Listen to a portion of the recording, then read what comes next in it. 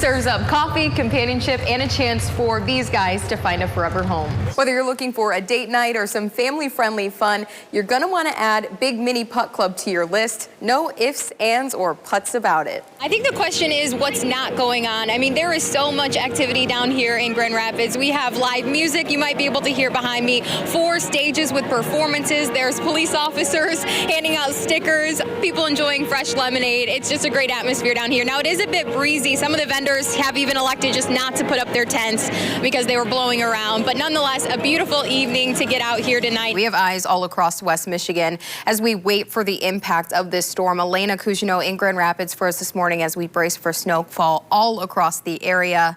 But we start here in our tracking center. We have 2 meteorologists in this morning watching this system move closer to us. Tom also is keeping an eye on the roads and our airports.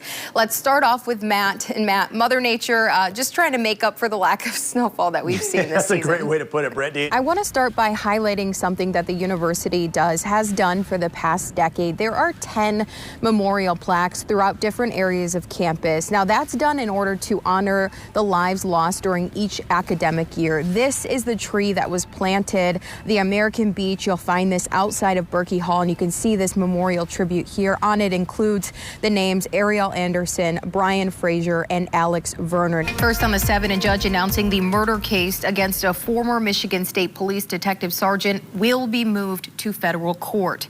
Brian Keeley has been charged with second-degree murder and involuntary manslaughter in the death of 25-year-old Samuel Sterling. Breaking news this afternoon, charges will not be filed against Grand Rapids police officers who shot and killed a man near Trinity Health in November. We now know that 3 officers fired shots when responding to a call of a man with a gun near the hospital on November 8th. Body camera footage released by GRPD shows officers telling 38-year-old Henry Weimer repeatedly to drop what appears to be a gun in his hands. One officer can be heard telling the others that Weimer was pointing a gun at him, and they opened fire. Weimer was shot 7 times and taken to the hospital where he later died. Police now confirming the gun Weimer was holding was actually a click-it lighter that resembles a weapon.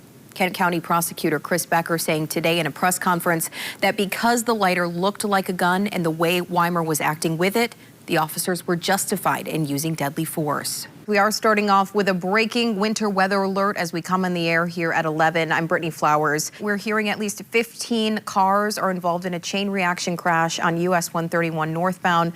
This is the scene there near Burton. You can see those crews on the side. It looks like they're clearing up pieces of debris. We know the freeway is shut down at 28th Street.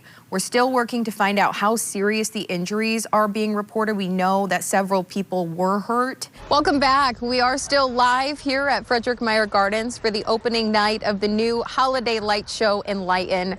We'll have more from people who are making their way through the display, enjoying it. But first, we want to talk about that snow in the forecast. Having also gone to MSU, I know the Spartan community is already a strong unit to begin with. And so just to see the way that the community rallied around these students, I mean, the days they returned, I talked to a student who just said those messages, signs, everything was just so incredible to see the ways that the community showed up for them. A couple of us here at News 8 got a pretty rare opportunity today. So Storm Team 8 meteorologist Sarah Flynn and I went over the edge to support Easter Seals Mork. This year's Over the Edge fundraiser is expected to raise $100,000. Tomorrow, 40 people will be doing just exactly what Sarah and I did today. The tour marks the 25th anniversary of the band. They'll replay many of their hits like Bless the Broken Road, My Wish, and What Hurts the Most. Tickets go on sale Friday, 10 a.m. Life's a highway, but we made it back. They're going back on tour. What hurts the most is when the show comes to an end. We'll be back tonight, though.